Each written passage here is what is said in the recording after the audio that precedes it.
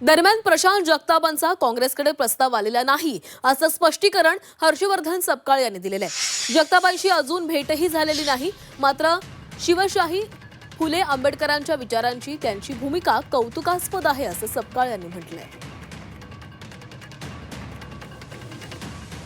मित्र पक्षाच्या सोबत ते त्यातले नेते होते आणि त्यांनी त्यांच्या अंतर्गत पक्षाच्या अनुषंगानं घेतलेल्या भूमिका ही आता पब्लिक डोमेनमध्ये आहे। त्यांनी काल तशा पद्धतीचा राजीनामाही हा दिलेला आहे।